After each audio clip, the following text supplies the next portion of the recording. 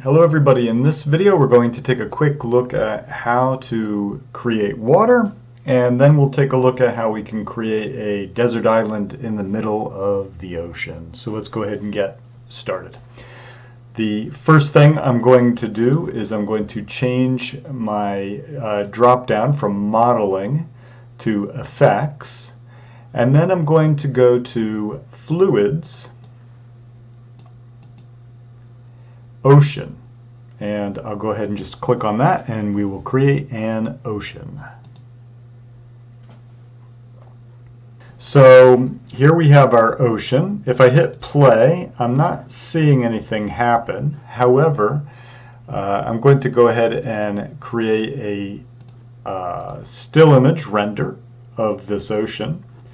You can see what we have here. I'm on frame 29. Actually, let's zoom in a little more. We'll take a look at it more like this. Okay, we'll go ahead and render. You can see that the water looks pretty good.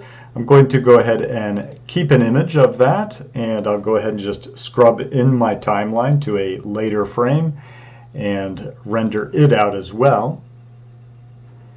And I'll keep that image as well. And if we compare the two images, you'll notice that in fact the water is moving. So I just want you to take note of that, because even though currently if I hit play I'm not seeing anything happen in here, the ocean is in fact animated. Now let's take a look at the outliner and see exactly what we have here. We have two different nodes here, a ocean plane 1 and a transform 1 node. You'll also notice that what I currently have selected is the preview plane. There's a little information here about this preview plane. It simply says that this node is used to preview the ocean surface. It does not appear in renders. What will appear is this object that I now have selected. And if we zoom out, you'll see what that looks like.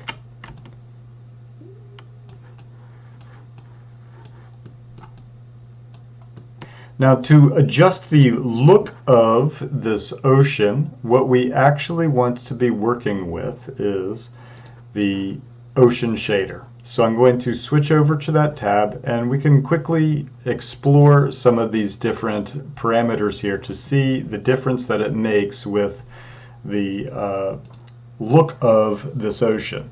So you can see that this is what it currently looks like from my current camera view. We could adjust the scale, for example. I'm going to go ahead and keep that image. We'll bring the scale down and create a render. You can see how that's changed the look from this to this. So it really has changed the scale. It makes this look maybe a little like we're a little closer up to the water. Or if we go in the opposite direction and scale it larger, we'll get something more like this. Going to go ahead and set it back to 1 so that our ocean looks like this. You'll notice that there's some number of other parameters as well as like number frequency, wave speed, etc., etc.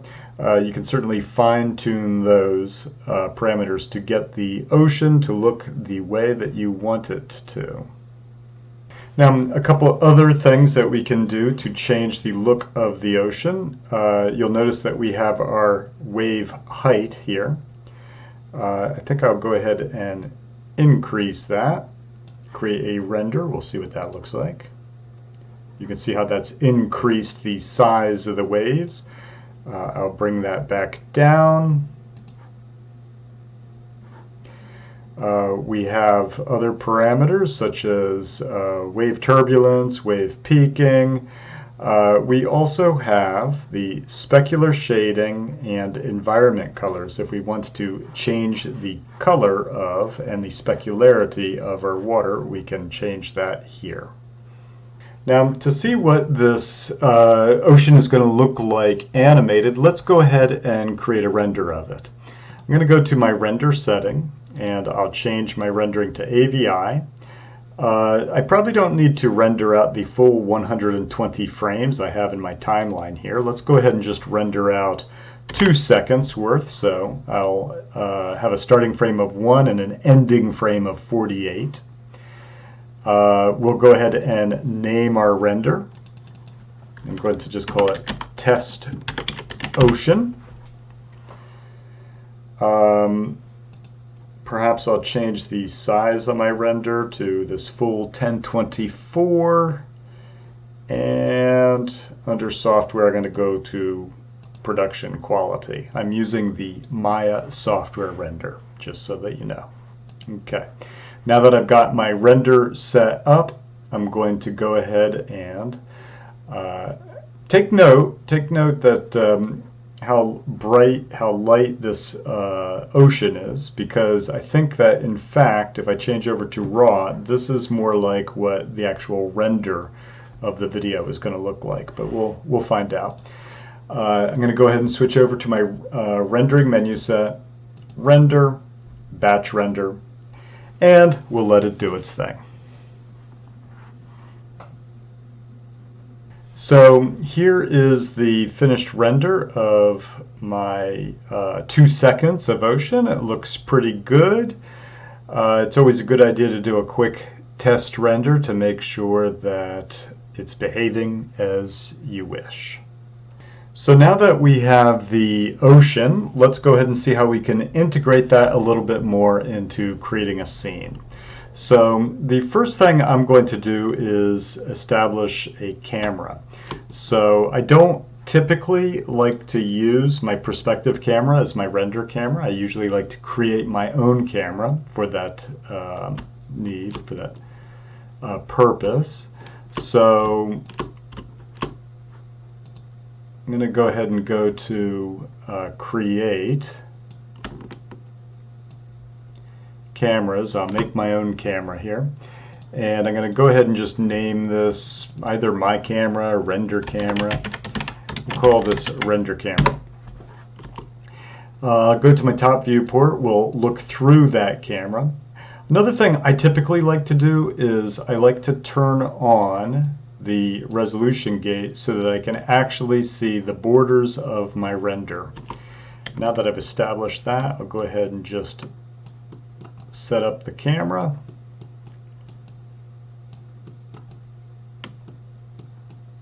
Something like that. We could do a quick test render just to see how it looks, and that looks pretty good. Now, one thing that we can do very quickly to make this look a little nicer would be to get rid of this black background. And to do that, I think I'm going to just use an image plane of a scene with clouds in it that I found a little earlier.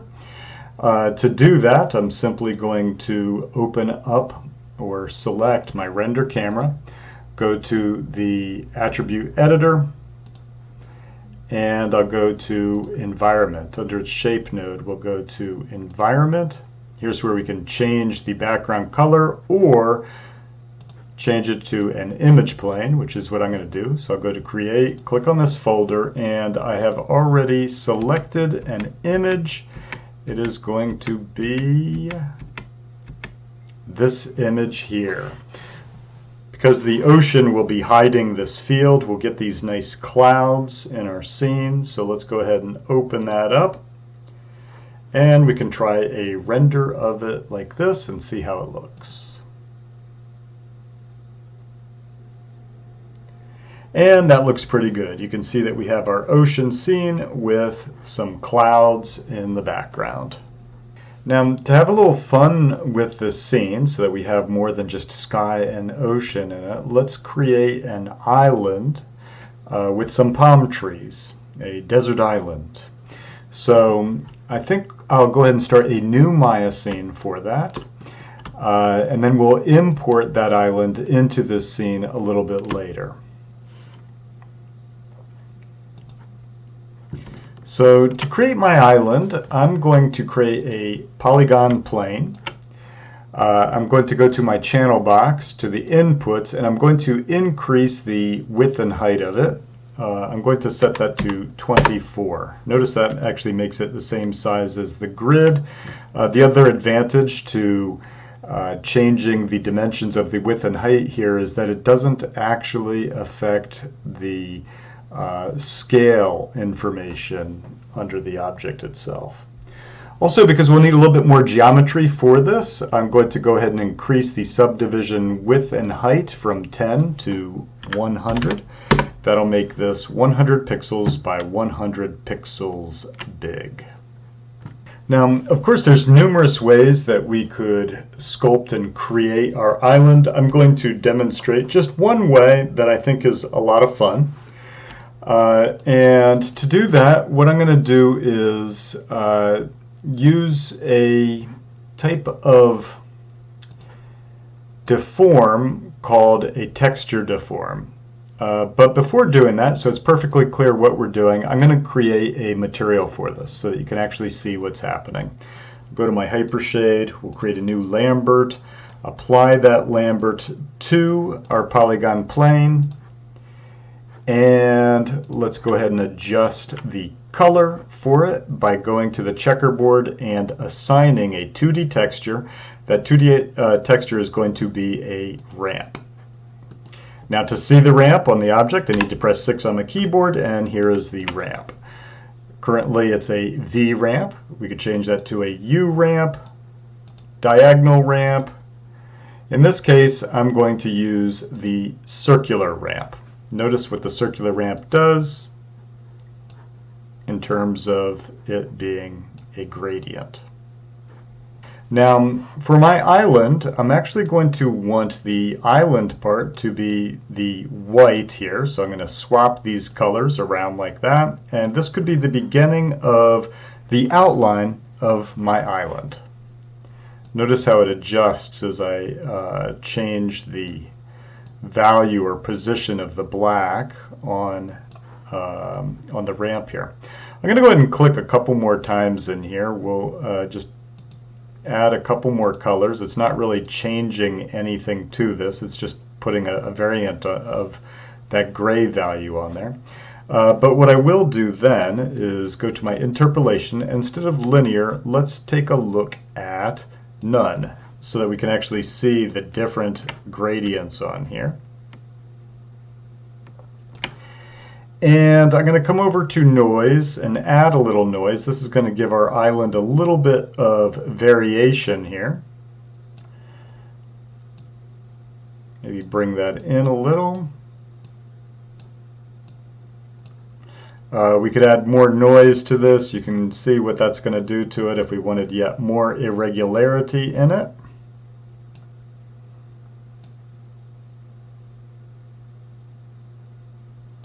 But I think that I like something like this. I think that'll work for my outline for my island. It provides a nice irregular, roughly circular shaped island, which is exactly what I'm going to want.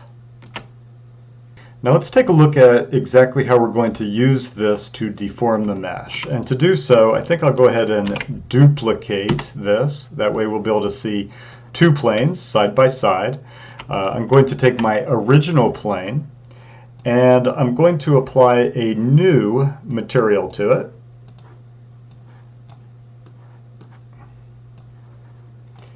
And then with that mesh selected, I'm going to go to Deform Texture. That's going to apply a texture deformer to this polygon plane. Notice that the polygon plane has, with this texture deformer assigned to it, it has a texture field here. And just like we can do with a texture for a material or shader, we can click on this checkerboard. And in this case, I'm going to want to apply a 2D texture to it. In fact, I don't need to do it that way. What I could do to even simplify this further is with my hypershade open, go to textures. Here is my ramp, the very same ramp that's been applied to this plane here. I'm simply going to middle mouse drag it into the texture field. And notice that it actually had an immediate effect on it. What it's done is it's actually affected the geometry. and you can see how it corresponds to the texture image here.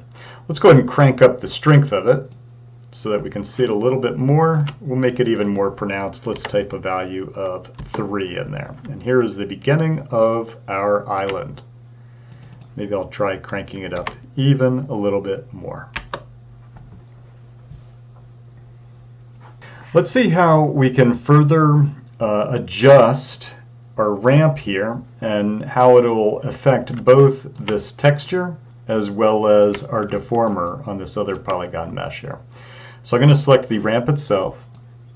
Now you'll remember that I put interpolation as none. Let's see what happens if I put it on to smooth or linear. And you'll notice the effect that that has on it. I think I might go ahead and stick with none. I kind of like that, although I do kind of like having some of the smooth transitions.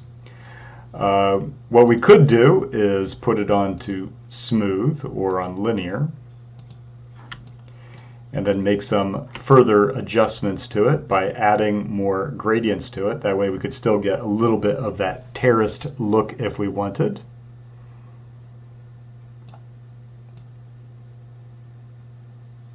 With a little bit more smoothness.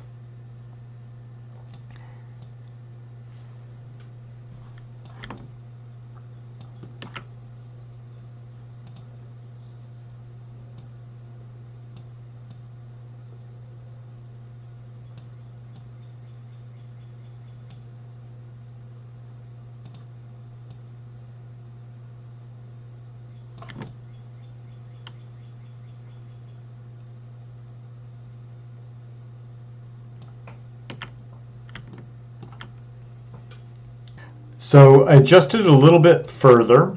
You can see what I have now. I might adjust it even more. Let's go ahead and apply a texture to this that will work for this island. So I'm going to create a sand texture for it. I'll go to my Hypershade, Materials. We'll go ahead and create a new material for this. Maybe I'll call it Island Matte or Island Sand. Go ahead and apply it to the geometry, and we'll go ahead and adjust the color. I'm going to once again use a 2D texture. We could try a noise texture for this.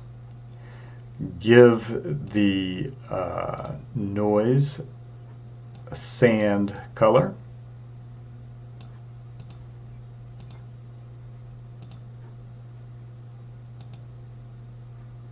And maybe adjust some of the different parameters. We could play around with the noise type, see if there's a noise type that works better for us. I think either the purlin noise or the billow would be good. We'll try purlin. And we could adjust some of the other parameters as well.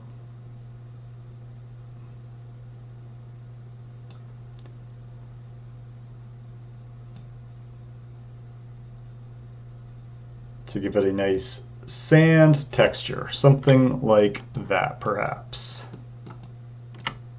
So there are a couple more things we could potentially do with this texture-wise, but I think we'll leave it at that for now. I'm going to go ahead and make sure that my scene has been saved. And let's go ahead and name this mesh. We'll call it Island. Maybe well, I won't delete the history on it quite yet, just in case I want to work with it a little bit further. If I delete history, I won't be able to use or adjust that texture deformer. So we'll go ahead and leave it at that. And I'm going to go ahead and reopen my previous file with the ocean in it. And we'll go ahead and import this island in here.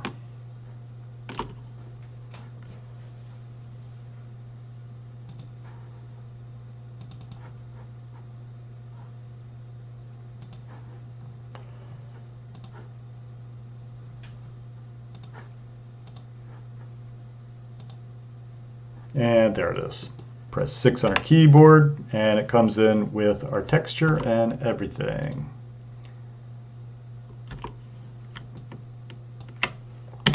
Perhaps lower it down a little.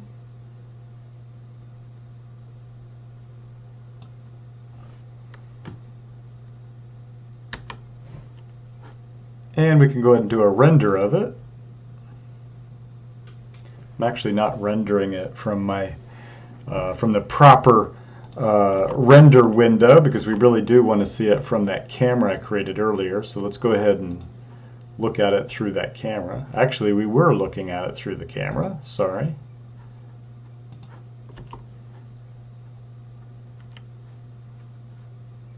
Maybe I'll scale it down a little.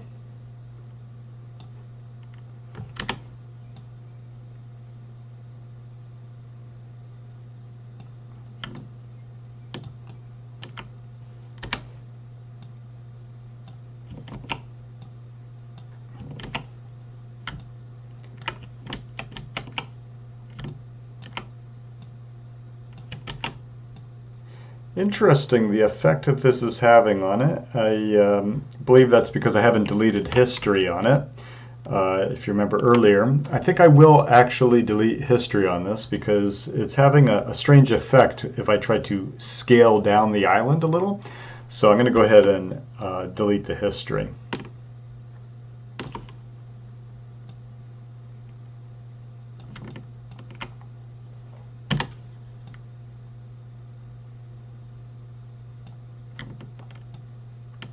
And we'll go ahead and place the camera, being very conscious of the horizon line here. And let's see how this looks.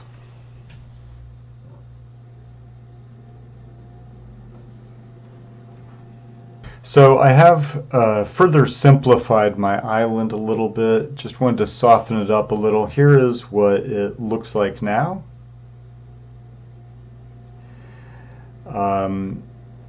Because the island still had history on it, I could adjust the ramp on it still to fine-tune its form here, which is exactly what I have done.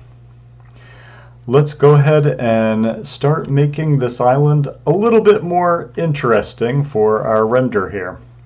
I think one thing I'll do is go ahead and put a light in here. So perhaps I'll stick with a direction light. That's the one that would most resemble sunshine. So we'll go to Create, Lights, and choose Directional. I'm going to look through the light and just place it. We can turn on lights in our scene here so that we get a better idea of how the light is affecting the area. I don't know necessarily if I want to turn on shadows yet for the light or not. I think I will go ahead and turn them on. If we just put an object in here just so that we have something to cast a shadow to test it with, that could be good. Put a sphere in here. If I turn on lighting shadows here, you'll see that in fact it is casting a shadow in here. And if I render it out, we'll see if it is also casting a shadow. A little bit hard to see right now.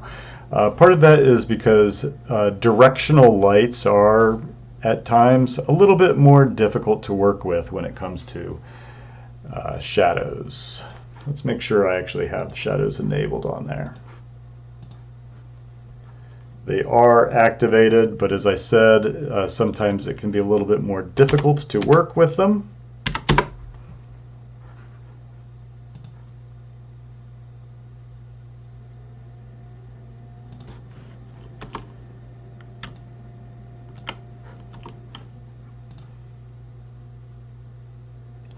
But as you can see, it is in fact casting a shadow there.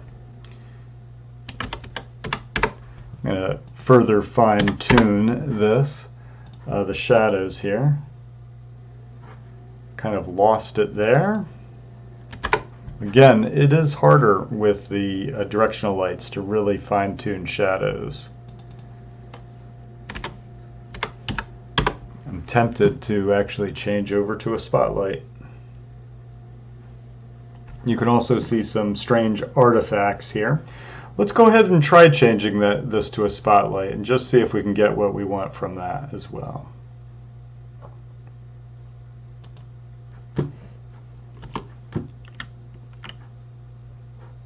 need to make sure that we actually, let me select my spotlight here and look through it.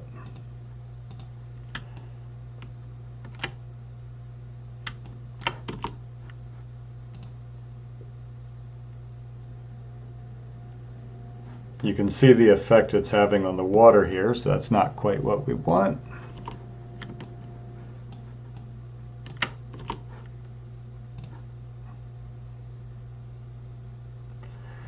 Oh, for the time being, I think that should work for us. So now that we have our island, our ocean, our sky, let's go ahead and start filling out this scene a little bit more. What I'm going to do is add a palm tree using Maya's paint effects. So I will go to generate. Now I could select the island and make it paintable, but I think I'm going to go ahead and just try creating a palm tree without doing that so that I can more easily place that palm tree wherever I want. So let's go ahead and say get brush. We'll go to the trees mesh. You'll see that there's actually a number of different palm trees to select from. Palm light, mature heavy, mature medium, and so on. I think I'll try the mature medium. And I'll go ahead and just paint a palm tree in my environment. Now, if I want the palm tree to be a little smaller, I'll come over to its global scale. We'll just scale it down a little. One thing I'd like you to notice is if I hit play, you'll notice that it very nicely sways, suggesting that there's a gentle breeze. Now that we've put it into the environment, let's go ahead and place it where we want.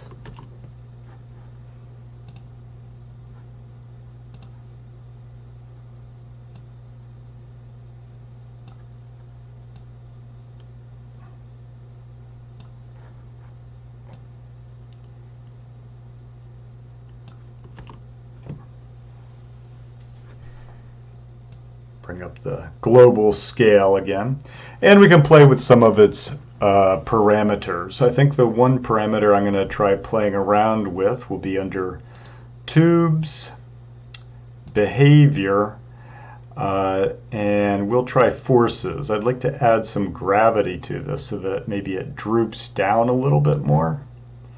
That might require that I rotate it a little. See if we can get a nice heavy drooping to it. Might be too much.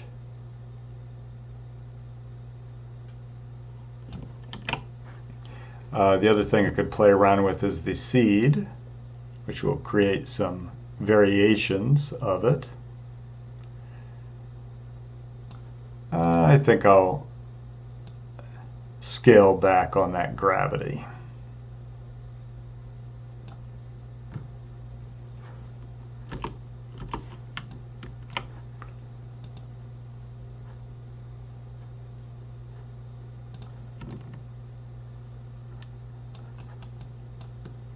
Okay, so I did play around a little bit more with it. The gravity wasn't quite working for me to get the droop that I wanted, so I went back up to its creation under tubes, and in particular to the width scale, where I played around with some of its various parameters here, like the elevation min and max, to give it more of that drooping quality that I wanted for it.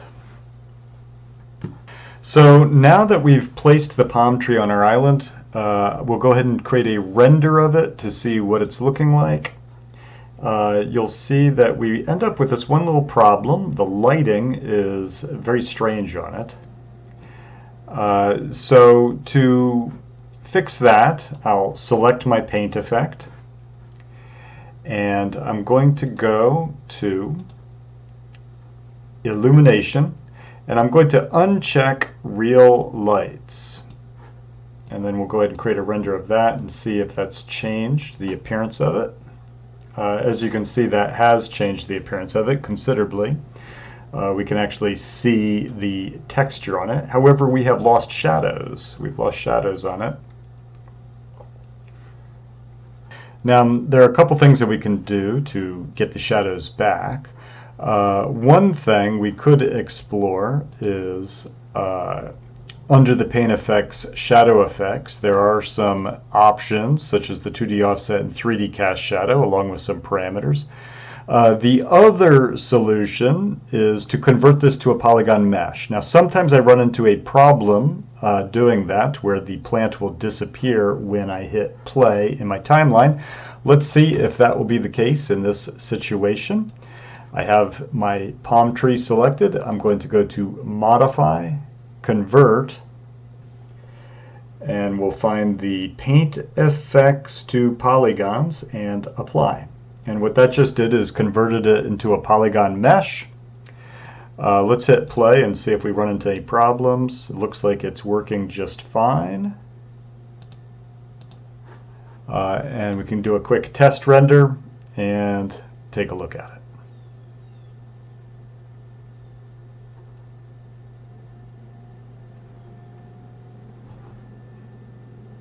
And it's looking pretty good. Just looks like we might need to play around a little bit with the shadows, but otherwise I'm pretty happy with it. So I just did a couple more things to my scene off camera. I added an ambient light in here just to lighten these shadows up a little bit. I did adjust some of the parameters of the shadows as well, and this is what I have now. Almost done with this tutorial. I think what I'll do is just add a few more little details to the island. Another thing that would be nice to add to this, but I might perhaps add at a later date, is a character, perhaps on this deserted island, maybe asleep, leaning on the tree or something like that. That could be a nice touch to this, but we'll leave that for another time. Let's go ahead and add a little bit more to this before wrapping this up. So this time I'm going to select my island geometry, and I actually am going to make it paintable this time. So I go to to Generate, and we'll find Make Paintable. Once again, I'll go to Generate and then get a brush. This time I think I'll add some grasses here. I'm going to select the grass wind narrow, but you could try any of these. And we'll go ahead and just paint some grass details in here. Especially nice to kind of break it up around the tree here. I could add some more on the island, I suppose, in various parts. I'm not going to go crazy with it. We'll probably end up with that same issue of the textures coming out dark with these. So I'm going to go ahead and just select the actual paint effect itself, come over to its illumination, and turn off real lights for them, for each one of these grass tufts. And we can render out another frame of this with the grasses, see how they're looking. The render is getting quite slow, which actually surprises me, but you can see the grasses add a subtle but nice touch here. It might scale up the grasses a little bit, make them a little bit more apparent. Simply, one easy way to do that is just to select the grasses and then maybe change their global scale. That'd be a quick and easy way to do that.